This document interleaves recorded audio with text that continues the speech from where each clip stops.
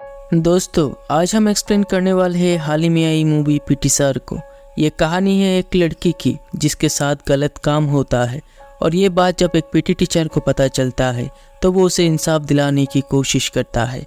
कहानी आपको पसंद आएगी, इसलिए वीडियो को अभी से लाइक कर दीजिए और हाँ, साथ ही एक प्यारा सा कमेंट भी कर देना। तो कहानी की शुरुआत होती है दो लड़की से जो एक दीवार पर लिख रहे थे कि उनके साथ गलत हुआ है और वो ये बात किसी को बता नहीं पा रहे। अब मरना ही उनके लिए इस प्रॉब्लम का हल है। सीन शिफ्ट होता है और हम एक स्कूल को देखते हैं। स्कूल के बच्चे स्पोर्ट्स डे को लेकर काफ़ी एक्साइटेड है।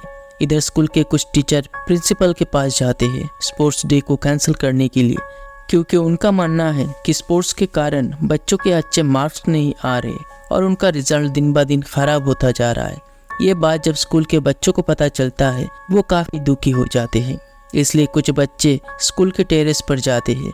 उन्हें जाते हुए उनका एक टीचर देख लेता है और वो उन्हें पकड़ लेता है। पूछने पर बच्चे कहते हैं कि वो एक दीवार पर लिखने आए थे। तभी हम उस दीवार को देखते हैं। उस दीवार का नाम मैजिक वॉल होता है। बच्चों का मानना है कि इस दीवार पर सच्चे मन से जो भी लिखोगे वो सच हो जाता है। ये सुन एक टीचर बच्चों से कहता है कि जाओ लिखो, अगर वो बात सच हो जाती है तो तुम लोग मुझे मेरे नाम से पुकारना। दरअसल बच्चे स्पोर्ट्स डे के बारे में लिखने आए थे ताकि स्कूल में स्पोर्ट्स डे मनाया जाए।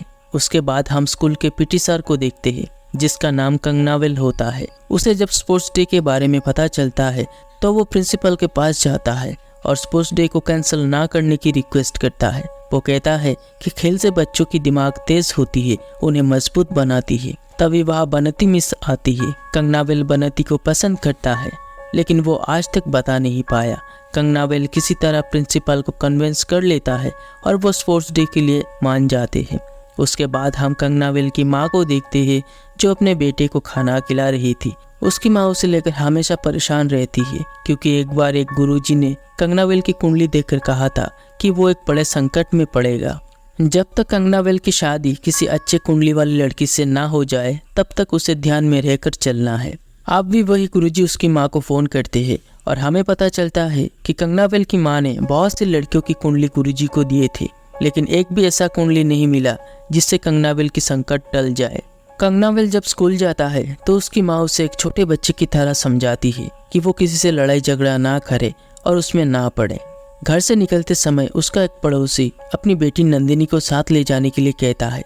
कंगनावेल नंदिनी को अपनी बहन की तरह ही देखता है। फिर वो उसके कॉलेज छोड़ता है।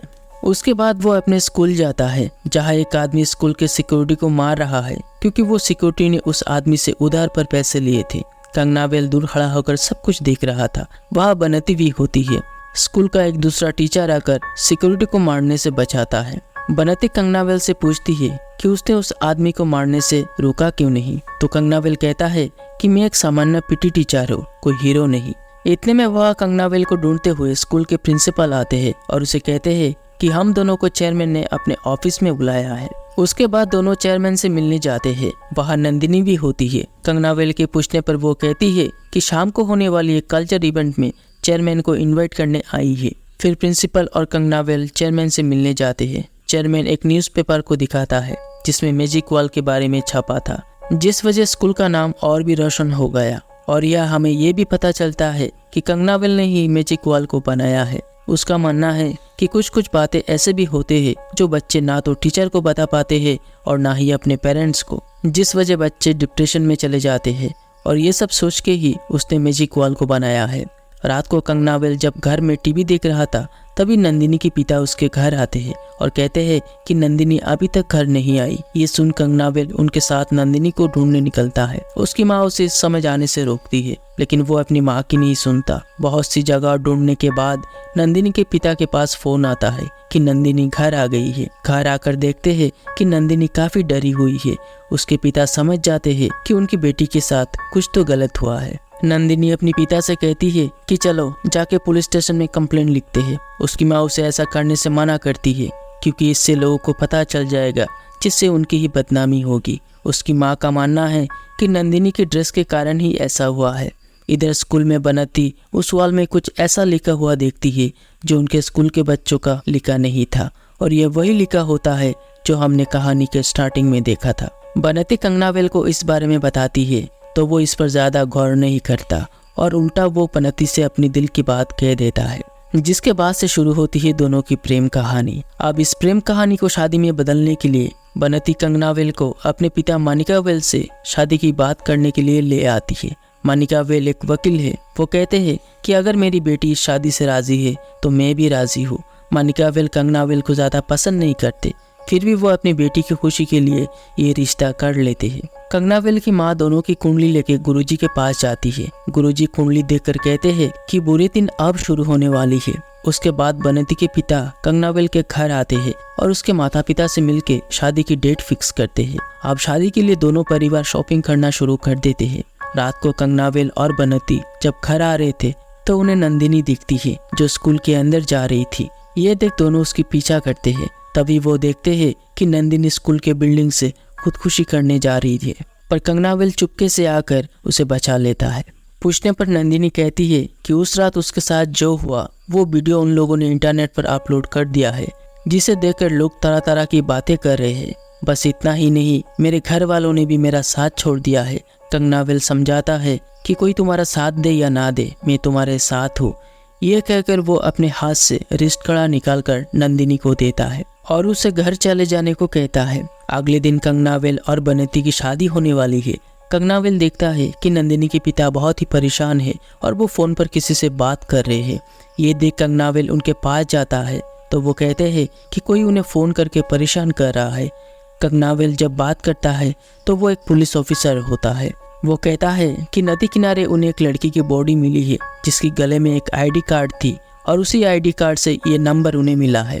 ये सुन वो नंदिनी के पिता को लेके उस जगह पहुंचता है।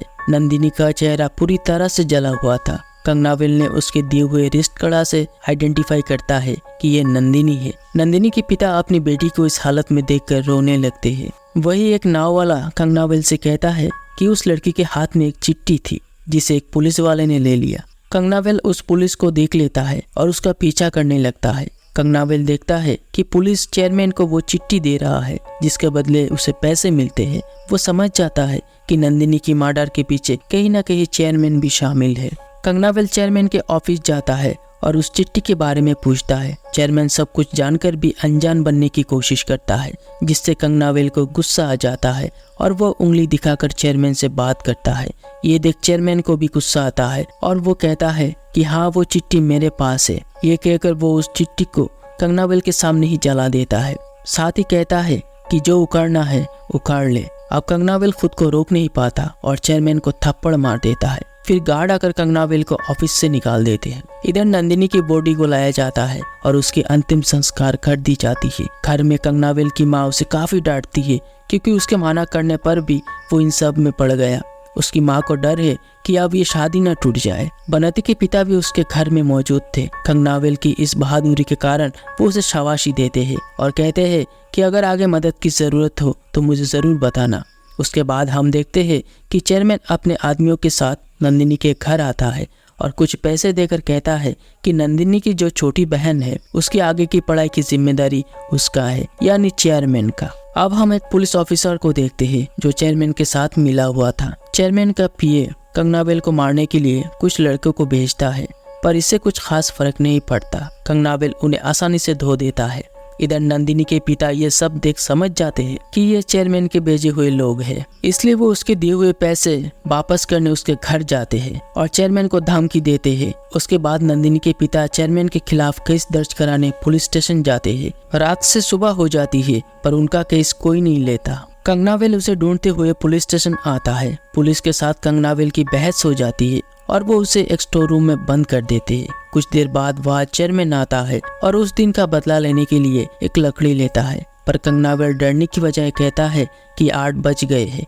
तभी एक पुलिस ऑफिसर कहता है कि कंगनावेल ने सीएम सेल में आपके खिलाफ कंप्लेंट कर दिया है। चेयरमैन की इस खबर को टीवी पर भी आने लगा, साथ ही कंगनावेल भी। इस खबर को देखने के बाद उसकी माँ और भी ज़्यादा परेशान होने लगी, इसलिए वो फैसला करती है कि वो अपने बेटे को लेके गाँव चली जाएगी। लेकिन कंगनावेल जाने से मना करता है। उसकी माँ उसे कहती है कि हम औरतों को यह सब सहना पड़ता है, ट्रेन में, बस में हमें गलत तरीके से छुआ जाता है, तो इसके लिए क्या करे, उनके साथ लड़ाई करे। तभी एक छोटी बच्ची कहती है कि वो जो ऑटो से स्कूल जाती है उसका ड्राइवर भी उसे छूता है। अब ये सुनकर कंगनाविल अपनी माँ से कहता है कि माँ अब तू ही बोल, मैं क्या करूँ। अब उसकी माँ भी समझ जाती है और अपने बेटे का साथ देती है। उसके बाद कंगनाविल उस ऑटो ड्राइवर को बहुत मारता है। दूसरी तरफ चेयरमैन को देखती है जो काफी परेशान है, क्योंकि अगर वो केस हार जाता है तो उसके जितने भी कॉलेज और स्कूल है सारे बंद कर दिए जाएंगे। कंगनाविल की तरफ से उसका ससुर मनिकाविल इस केस को लड़ने वाला है और दूसरी तरफ चेयरमैन की तरफ से जानी मानी वकील अथिल अरुणाचलम। कोर्ट के पहले सुनवाई के दिन मनिकाविल के पास नंदिनी के केस को लेकर कुछ खास सबूत नहीं थे। दूसरी तरफ चेयरमैन की वकील इस केस को आत्महत्या बताकर साथ ही कुछ झूठे गवाह को पेश करके ये साबित करती है कि चेयरमैन निर्दोष है। ये सुन मनिकाविल कोर्ट से एक दिन का समय लेता है ताकि वो सबूत इकट्ठा कर सके। दूसरे दिन मनिकाविल कोर्ट के सामने एक सबूत पेश करता है कि जिस दिन नंदिनी का मर्डर हुआ उसके ठीक 10 मिनट पहले चेयरमैन के फार्म हाउस से उसे कॉल आया था। अब इस बात पर चेयरमैन की वकील कुछ कह नहीं पाती और वो भी कोर्ट से एक दिन का समय लेती है। अगले सीन में मनिकाविल और कंगनाविल चाय पी रहे थे, तभी चेयरमैन वहां पर आता है और कंगनाविल को धमकाता है। वो कहता है कि अगर मैं ये केस जीत जाता हूँ तो तुम्हारे परिवार में कोई जिंदा नहीं रहेगा। अब आता है कोर्ट की आखिरी सुनवाई के दिन, जहां चेयरमैन की वकील 3 लड़के को पेश करती है और ये तीनों लड़के वही होते हैं जिन्होंने नंदिनी के साथ छेड़छाड़ किया था। वो झूठी गवाह देते हैं कि नंदिनी तीनों के साथ चीट कर रही थी और जब उन्हें सच के बारे में पता चला तो वो तीनों ने मिलकर उसे मार दिया। साथ ही कहते हैं कि हम तीनों चेयरमैन के फार्म हाउस में काम करते हैं और हमने ही उसे फार्म हाउस से फोन किया था, जिसके बाद उसे मारकर पानी में फेंक दिया। यह मनिकाविल के पास इस बात का कोई जवाब नहीं होता, जिस वजह कोर्ट अपनी सुनवाई सुनाने जा रहा था। तभी कंगनाविल कहता है कि नंदिनी जब उस रात खुदकुशी करने जा रही थी तब बनती और मैंने उसे बचाया था। जब मैंने उसे पूछा वो ऐसा क्यों करना चाहती है तो उसने कहा चेयरमैन ने उसे ऑफिस से बुलाकर कहा था कि उसके वायरल वीडियो से उनके कॉलेज की रेपुटेशन खराब हो रही है, जिस वजह नंदिनी को कॉलेज छोड़ना होगा। अगर उसे कॉलेज में रहना है तो चेयरमैन के साथ उसे एक रात बितानी होगी। यह सब सुनने के बाद जज कहता है कि इससे क्या साबित होगा, तुम्हारे पास तो कोई सबूत ही नहीं। आप कंगनाविल सबूत के तौर पर ऐसे शख्स को पेश करता है जिसे देखकर सारे हैरान रह जाते हैं और वो सबूत खुद नंदिनी होती है। नंदिनी को देखकर सबके होश उड़ जाते हैं, क्योंकि जो इंसान मर चुका है वो कोर्ट में कैसे आ सकती है। दरअसल उस रात नंदिनी, कंगनाविल और बनती मिलकर चेयरमैन को सबक सिखाने के लिए एक चाल चलते हैं। उनके साथ मनिकाविल भी था। प्लान के मुताबिक मरचुरी से एक डेड बॉडी निकालकर नंदिनी के कपड़े पहनाकर नदी में फेंक दिए थे। डेड बॉडी से जो चिट्ठी मिला था वो भी उनका ही लिखा हुआ था। ये इसलिए किया गया था ताकि चेयरमैन की असलियत सबके सामने आए। नंदिनी की बात सुनकर कोर्ट अपना फैसला सुनाती है, जिसमें चेयरमैन को 7 साल की सजा होती है। दूसरी तरफ कोर्ट को गुमराह करने के कारण कंगनाविल को 6 महीने की सजा होती है और मनिकाविल को उनका साथ देने की वजह से बार काउंसिल से 1 साल के लिए सस्पेंड किया जाता है। लेकिन इन सब के बावजूद भी एक लड़की को इंसाफ मिलती है और इसी के साथ ये कहानी यहीं पर ख़त्म हो जाती है। तो दोस्तों, आपको कैसी लगी एक्सप्लेनेशन कमेंट में ज़रूर बताना।